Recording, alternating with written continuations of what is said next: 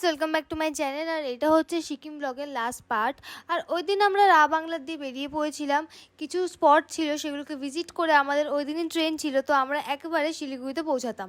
আর সকাল সকাল আমরা বেরিয়ে পৌঁছাম, আর ওয়েদারটা ছিল খুবই সুন্দর। আর ফার্স্টে আমরা গেছিলাম টিমি টি গার্ডেন। এটা হচ্ছে সিকিমের one and only tea garden. আর টি গার্ডেনটা এখানেই আমি সমাপ্ত করছি, কারণ কি এরপর আমি এখান থেকে পড়ে গেছিলাম। তো তারপর আমি ডাইরেক্ট ভিডিও করেছিলাম চারধামে যাওয়ার রাস্তায়। আর চারধাম পৌঁছে না, আমি আগে দেখেছিলাম, মোবাইলে রিসার্চ করে গেছিলাম এই ব্যাপারে, বাট বিলিভ মি, বিশ্বাস করিনি চোখে দেখতে এত সুন্দর লাগবে। মোবাইলে দেখেছি, মডেলটাও দেখলাম, কিন্তু যখন চোখে দেখলাম আমার চোখটা পুরো জুড়িয়ে গেল, এত সুন্দর দৃশ্যটা ছিল। আর বেসিক্যালি চারধামটা এক তো প্রথমত অনেকটা জায়গা নিয়ে তৈরি হয়েছে। আর চারধামের মধ্যে এখানে আমরা শিবের অবতারগুলো দেখতে পাই। সব শিব না, এখানে আছে পুরী ধাম, কেদারনাথ, বদ্রীনাথ আর রামেশ্বরম মন্দিরে একটা ছোট করে মডেল দেখো তোমাদের দেখাচ্ছি। কিন্তু ভিতরের ঠাকুরটা আমি সব জায়গায় দেখাইনি, কিছু প্রাইভেসির কারণে। আর আমার মনে হয়েছে সব জায়গায় সব জিনিসটা ভালো না, তো আমি ওখানে শুধু ঠাকুরের আশীর্বাদটা নিয়েছি, আমি ওখানে ভিডিওটা করিনি। কিছু কিছু জায়গায় যেখানে আমার মনে হয়েছে যে আমি ভিডিও রেকর্ড করতে পারবো, সেই সব জায়গায় আমি ঠাকুরের মূর্তিগুলো ছবি তুলেছিলাম। আর ভিডিও আমি করার চেষ্টা করেছি পুরোপুরি ওই সব জায়গায়, কিন্তু প্রাইভেসি যেখানে লেখা ছিল সেখানে ভিডিও করিনি।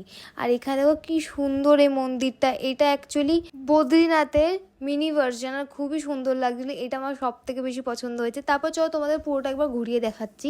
এখানে আরও অনেকগুলো মন্দির ছিল, সেগুলো সবকটাই শিব মন্দির। আর জানো সবচেয়ে ভালো ব্যাপার হচ্ছে, আমি নেপালি বিয়ে খুব পছন্দ করি, নেপালি কালচারটাকে। আর এখানে দেখছিলাম নেপালি বিয়ে হচ্ছিল, বাট আমি বেশি দেখাইনি, কারণ ওদের একটা প্রাইভেসি আছে, না বলে শ্যুট করাটা ঠিক না। তারপর প্রত্যেকটা মন্দিরের দর্শন নিয়ে ওখান থেকে বেরিয়ে গেছিলাম, কিছু টুকটাক জিনিস কিনেছিলাম। আর তারপরে রাস্তার দৃশ্য দেখতে দেখতে একটা জায়গায় খেতে দাঁড়িয়েছিলাম আমরা। আর সত্যি বলতে ওই টাইমটা আমার শরীরটা খুবই খারাপ করে গেছে, খুবই ফল করে গেছে। এর জন্য এরপর আমি একটা জায়গায় নেপালি থালি খেতে সবাই দাঁড়িয়েছিল, আমি সেখানে নামিও নি। আর এখানে কিছু ভিডিও শ্যুট হয়েছিল, সেগুলো আমার তোলা হয়নি, আর শরীরটা খারাপ ছিল। তারপর দেখো এই হচ্ছে সেই মোমেন্ট যখন আমরা সিকিম দিয়ে বেরিয়ে ওয়েস্ট বেঙ্গলে ঢুকলাম। আর আমার মনটা এতটা খারাপ হয়ে গেছে, কারণ কি সিকিম একটা এমন জায়গা যেখানে আমি সারা জীবন থাকতে পারি। আর তারপর লেজিট শিলিগুড়ি স্টেশনে বেড়ে 4 ঘন্টা আমরা ট্রাফিকে আটকেছিলাম। তারপর আমরা লাউঞ্জ এরিয়ায় যাই, কারণ অনেকটা আগে এসে গেছিলাম। ওইখানে ড্রেস চেঞ্জ করে আমরা গেম খেলেছি। এই এতদিনে সিকিমে নেট ছিল না আমাদের, তাই আমরা লুডোই খেলে গেছি।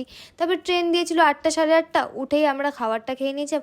আর তারপর ট্রেন ছেড়ে দিয়েছিল, শরীর ভালো ছিল না, আমি ডাইরেক্ট ঘুমিয়ে পড়েছিলাম। সকালে উঠে দেখি আমাদের গন্তব্য স্টেশন প্রায় এসে গেছে।